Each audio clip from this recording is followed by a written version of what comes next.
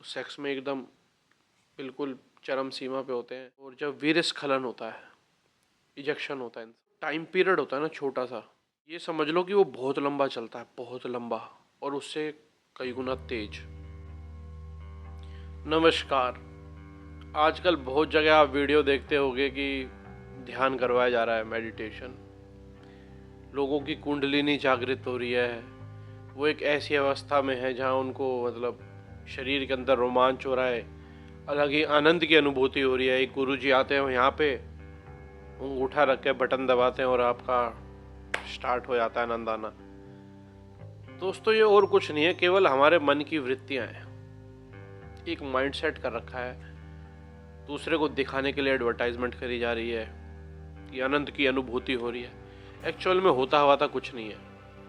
कुछ लोग बहुत ज़्यादा परेशान होते हैं, डिप्रेशन में होते हैं, इमोशंस हावी हो जाते हैं, तो फिर ये सब हरकतें करने लगते हैं। वास्तव में अगर हमारे को जानना है कि कुंडलिनी जागृत कैसे होती है, तो ये इतना इजी प्रोसेस नहीं है। जो शरीर के अंदर आध्यात्मिक रोमांच होता है, वो शक्ति जब हमारे अंदर स्ट्राइक मारती है, चक्रों को भेदती हुई ऊपर बार बार ब्रह्मरंध्र में टकराती है, उसका अनुभव ऐसा होता है। मैं आपको बता देता हूँ, जैसे मेल मेरी बात को, ये पुरुष मेरी बात को ये समझ पाएंगे, जब पुरुष का वीर्य स्खलन हो रहा होता है, मतलब आप बिल्कुल सेक्स में एकदम बिल्कुल चरम सीमा पे होते हैं, और जब वीर्य स्खलन होता है, इजेक्शन होता है इंसान का, तो वो जो टाइम पीरियड होता है ना छोटा सा, ये समझ लो कि वो बहुत लंबा चलता है, बहुत लंबा,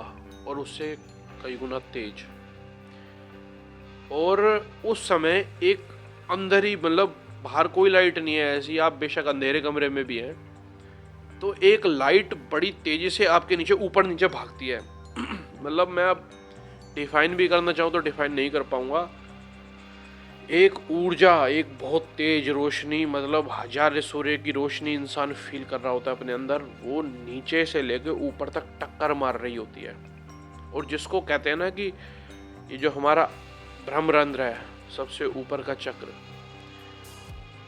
अगर उस ऊर्जा के टकराने के दौरान वो ऊर्जा इसको चीरती हुई ऊपर निकल जाती है, तो इंसान को मोक्ष की प्राप्ति हो जाती है, और वो इंसान दोबारा इस शरीर में नहीं आ सकता। एक बार आत्मा इस शरीर से जब निकल जाती है ऊर्जा के साथ, तो मोक्ष की गति उसको बोलते हैं, लेकिन पलट के इंसान वापस इस शरीर में नहीं आ सकता। तो जो हमारे को अनुभव होता है उस आध्यात्मिक आनंद का, अखंड रस का, तो वो जब तक है जब ऊर्जा अंदर चक्रों को भेदन कर रही है, ऊपर नीचे भाग रही है। लेकिन कुछ ओशो के सन्यासी आपने सुने होंगे, वो ये कहते हैं कि भाई ये चक्र अगर आपके जागृत नहीं होते तो आप चलते फिरते कैसे, मतलब तरह तरह की बातें होती हैं। अभी मेरे को लगता है कि वो थोड़े नासमझ हैं, अपनी ही बातों में उलझ के रह जाते हैं। एक तरफ तो आप अपने आश्रम में डायनेमिक योगा और ये और वो, मतलब पागलों की तरह नाच रहे, गाने चला के फालतू की फुहड़गिरी, और दूसरी तरफ आप कहते हो कि चक्र तो सबके जागृत ही रहते हैं, आपका ऐसा स्पेशल क्या हो गया। एक तरफ आप अंगूठा लगा रहे हो, वो बिल्कुल हिल रही है पागलों की तरह औरत, ये सब क्या है। दूसरा, बिना जितेंद्रिय हुए ये जो चक्र जागृत कर रहे हो आप, ये कैसे संभव है। बिना जितेंद्रिय हुए तो ये संभव ही नहीं है, क्योंकि जब तक आप योग के 8 जो अंग है, 8 लिम्स है, उसको स्ट्रिक्टली फॉलो नहीं करते, तब तक इसका अनुभव कर पाना इम्पॉसिबल है, और ये हर आदमी के लिए पॉसिबल नहीं है। हाँ, परमात्मा की कोई विशेष कृपा हो जाए, कोई सिद्ध संत महापुरुष हो, उसकी कृपा से आपको इसकी अनुभूति हो जाए तो बात अलग है। हम ये सोचे हम अपनी समर्था के अनुसार ये कर लें, ये संभव नहीं है।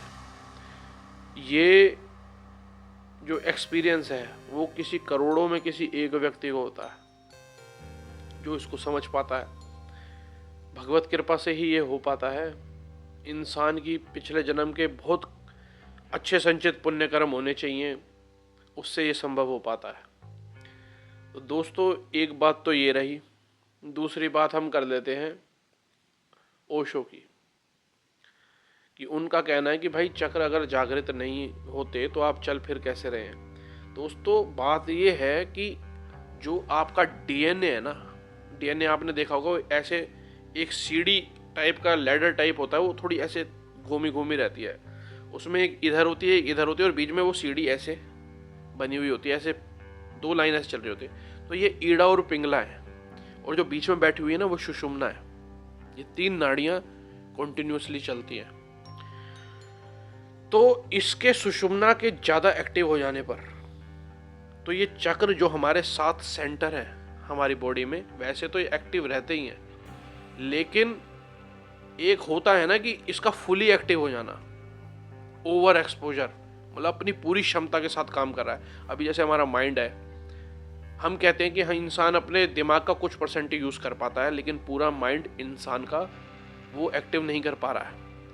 वैसा ही है ये इस चक्र का खेल, मतलब कुछ परसेंट ऊर्जा जो आपके शरीर को रोजमर्रा के लिए चलाने के लिए चाहिए वो उसमें से फ्लो करती है, लेकिन एक वो होता है ना बिल्कुल सुप्रीम लेवल पे जो मतलब बहुत सिद्ध लोगों का होता है, वो होता है इसको जागृत हो जाने के बाद, वो एक अलग ही आपको अनुभव देती है। और भगवान श्री कृष्ण भी गीता में कहते हैं कि हे अर्जुन, जिस व्यक्ति को ये आत्म साक्षात्कार हो जाता है उसके बाद कुछ भी जानना समझना कुछ पाना शेष रह नहीं जाता। ये एक ऐसा अनुभव है जिसको जान लेने के बाद इंसान पूर्ण हो जाता है। वो वास्तव में है क्या, इस चीज को इंसान समझ जाता है कि मेरी इस शरीर से पृथक एक सत्ता है, मैं कौन हूं। सपोज करो कि आपको पता चल जाए कि मैं इस शरीर से अलग मेरी कोई और आइडेंटिटी है, ये शरीर रहे ना रहे तो मेरे को कोई फर्क नहीं पड़ता, लेकिन अभी तो हमने इसको माना हुआ है। इसको दर्द हो रहा है तो मैं फील कर रहा हूँ, इसको चोट लग रही है मैं फील कर रहा हूँ। अब इस शरीर से और क्या ज़्यादा ममता इंसान करता है कि इससे जुड़े भी जो लोग हैं, व्यक्ति, परिस्थितियाँ हों, पदार्थ हों, इससे जो भी कुछ जुड़ा हुआ है इंसान उससे भी कनेक्टेड हो जाता है, उससे भी ममता पालने लगता है, उसके भी मोह में फंसता है। तो यहाँ ये जो उसका मन है यही उसके बंधन का सबसे बड़ा कारण बन जाता है, जो इंसान को बार बार भटकाता है, और इस माया जाल से इंसान निकल नहीं पाता। अगर आप किसी इंसान को अकेला रहना बोल दें कि भाई कुछ भी डिज़ायर मन में मत रखो, आप अपने आप में ही अपने आप को कंप्लीट फील करो, किसी व्यक्ति से कोई संपर्क मत रखो, किसी पदार्थ को अपना मत समझो, कोई परिस्थिति अपने लिए ना चाहो, लोग मेरी पढ़ाई करें मैं कंफर्ट में रहूँ, नथिंग। जो आप इस समय प्रेजेंट हो, केवल इस प्रेजेंस को फील करो, आंखें बंद करो, वो जो एम्प्टीनेस अकेलापन है उसको महसूस करो, तो आपको आत्म साक्षात्कार की प्राप्ति होगी, वो भी बिल्कुल सिद्ध अवस्था में जाकर। ईजी नहीं है इतना, और मानव शरीर मिला भी इसी के लिए ही है, लेकिन हम इस शरीर को यूज कहाँ ले लें। इस शरीर को भगवान ने बहुत फैसिलिटी दी, अपनी मन मुताबिक एक चरम सीमा का भोग और संग्रह ये शरीर करता है। और इस भोग और संग्रह की इंसान को इतनी आदत हो गई है, भोग और संग्रह मतलब आसान भाषा में मैं आपको समझा दूं, भोग और संग्रह का मतलब है consumption is equal to happiness. जो हमने दिमाग में डाल लिया कि मैं कंज्यूम करूंगा तो मैं हैप्पी रहूंगा। ये ही कारण है कि आज समाज में शांति नहीं है, क्योंकि हम ज़्यादा से ज़्यादा कंज्यूम करना चाहते हैं, ज़्यादा से ज़्यादा अपने पास स्टोर करना चाहते हैं। ज़रूरत नहीं है फिर भी स्टोर करना चाहते हैं। तो दुनिया में हर आदमी सी भागदौड़ में लगा पड़ा है, लूटो खसोटो। तो क्या कंडीशन रहेगी रिसोर्सेज अगर आपके पास लिमिटेड हो तो? संघर्ष बढ़ेगा ना। ये संघर्ष कभी जानवरों में देखने को नहीं मिलता, क्योंकि वो भोग तो करते हैं लेकिन संग्रह नहीं करते। इसलिए दुख तो उनके जीवन में भी है, लेकिन दुख को महसूस नहीं कर पाते, क्योंकि विश्लेषणात्मक बुद्धि उसके पास नहीं है, क्या सही है क्या गलत है। जानवर ये नहीं जानता, इंसान जानता है और फिर भी करता है, इसलिए इसका दुख जानवरों से भी ज्यादा हो जाता है। अगर यही कंसेप्ट हम उल्टा कर दें कि मतलब सेवा करके हम खुशी प्राप्त करें, मतलब हर इंसान की टेंडेंसी ये हो कि मेरे को दूसरे की सेवा करनी है, दूसरे के दुख को मिटाने की मैंने कोशिश करनी है, और हर आदमी इसमें लग जाए, तो इंसान अपने पास गैदर कम करेगा, दूसरे की सेवा ज़्यादा करेगा, अपनी ज़रूरत का सबके पास होगा और एक अच्छा अमाउंट होगा जिससे हम समाज की कल्याण कर सकते हैं। जिसके पास ज़रूरत है और हमारे पास कोई चीज़ ज़्यादा है तो हम उसको वो चीज़ दे सकते हैं। समाज के अंदर से क्राइम ख़त्म हो जाएगा, भूखमरी ख़त्म हो जाएगी, जीवन का संघर्ष ख़त्म हो जाएगा, ज़िंदगी जीने के मायने बदल जाएंगे। लेकिन इसका नाम दुख सागर है, ऐसा होने नहीं वाला, ऊपर से एक कलयुग है। तो बड़े सीधे शब्दों में मैंने आपको धर्म भी समझा दिया। धर्म है क्या? धर्म है सेवा। इस दुनिया में कोई भी इंसान देख लो आप, वो किसी ना किसी की सेवा कर रहा है। माँ बच्चे की सेवा कर रही है, बच्चा बड़ा होकर माँ की सेवा कर रहा है, बाप की सेवा कर रहा है, बाप पूरे परिवार का भरण पोषण कर रहा है, बच्चों का भी, माँ का भी। ये सभी मिलके पूरा परिवार उसके समाज की सेवा कर रहे हैं, टैक्स पे कर रहे हैं। आप देखिए हर आदमी किसी ना किसी से कनेक्टेड है और ये कड़ी चलती ही जा रही है। किसी ना किसी रूप में हम सेवा कर रहे हैं, ये इंसान का स्वभाव है। धर्म जैसे आग का धर्म है जलाना, ये मानवता का धर्म है। और जब हम इससे दूर हो जाते हैं ना, जब इस चीज को छोड़ के हम अपने आप को प्रायोरिटी देने लगते हैं कि मेरी सेवा करो, मेरे फेवर के लिए सोचो, मेरे को ये चाहिए, मेरी ये कामना है, तो जहाँ ये मैं आ जाता है ना और अपने आप को देखने लगता है इंसान, भोग प्रवृत्ति आ जाती है। फिर वही भोग प्रवृत्ति आ गई, वहां से सारी दिक्कतें स्टार्ट होती हैं।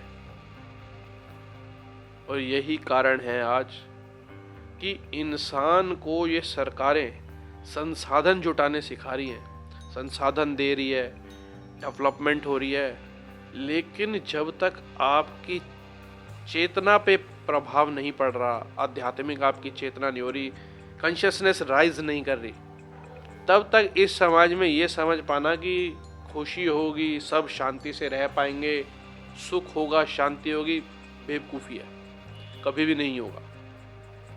ऊपर से कुछ मन घड़ंत धर्म भी ऐसे हैं जो अपने आप को धर्म कहते हैं, वास्तव में अधर्म की दुकान है। वो बेवकूफ़ियों से भरे पड़े हैं और अपने आप को धर्म बताते हैं।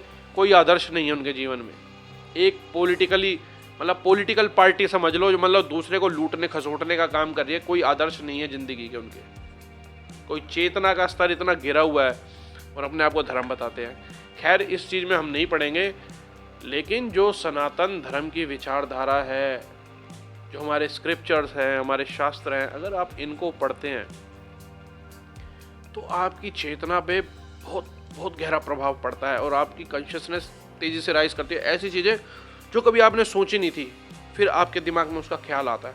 और ये कमाल की बात देखो ना कि इंसान, गीता में भगवान श्री कृष्ण भी कह रहे हैं कि जल्दी से इस ज्ञान को प्राप्त कर नहीं पाएगा।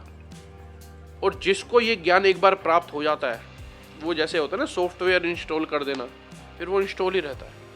आप एक डिफरेंट आदमी हो जाते हो। जैसे अर्जुन था, पहले वो शौक में था कि भाई मेरे को अपना परिवार के लोग अभी मार दें, नहीं तो वो मेरे को मार देंगे। इतनी गंदी कंडीशन थी, हमारी नहीं इतनी गंदी कंडीशन उसकी थी कि थोड़ी देर में इतना भयंकर युद्ध छिड़ने वाला है जहाँ अपने मरेंगे जिनसे वो प्यार करता है। हमारी तो ऐसी कोई कंडीशन नहीं है। और ऐसा भगवान ने क्या ज्ञान दिया कि उसके अंदर से मैं, मेरापन, ये सब मोह माया सब खत्म हो गए उसके अंदर। उसको फिर अपना कर्तव्य दिख रहा था कि ये मेरी ड्यूटी है। इमोशन लेस हो गया था वो और अपने आप को प्राप्त हो गया। तो इस ज्ञान को पा लेने के बाद इंसान को और कुछ समझना नहीं रह जाता। ये ऐसा यूनिवर्सल लॉ है जिसमें आप चेंज नहीं कर सकते। जो 5000 साल पहले इंप्लीमेंट होता था, आज से 10,000 साल बाद भी वही का वही इंप्लीमेंट होगा।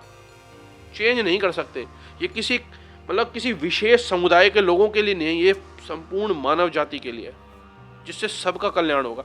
यही फर्क रहता है कि इंसान के बनाए धर्म में और स्वयं परमात्मा के ज्ञान में क्या फर्क होता है। ये आप सीधा सीधा समझ सकते हैं श्रीमद् भागवत गीता को पढ़कर। दोस्तों, बातें बहुत सारी हैं, वीडियो बहुत लंबी हो जाएगी, तो मैं आपको यही छोटी सी बात कहना चाहूँगा कि आप फूहड़पने पे ना पड़े जो आजकल चल रहा है। आप अपना कीमती समय योगा सीखने के लिए जाते हैं और आप केवल एक्सरसाइज सीख के आ जाते हैं, केवल ड्रामे चोचले सीख के आप आ जाते हैं। और आजकल देख लो वेस्टर्न्स भी क्या कर रहे हैं, यहाँ से योगा सीख के जा रहे हैं, वहाँ पे hot yoga, sensual yoga, couple yoga, पता नहीं क्या क्या चल रहा है। और आने वाले जो लोग हैं, जो इनको कुछ नहीं पता, योगा के बारे में, वो भी इसी को ही योगा समझ लेंगे। यही होता है कि जब कुपात्र को कोई चीज दे दी जाती है तो कैसे उसका मिसयूज करता है। खैर, अभी के लिए इतना ही। जय श्री राम।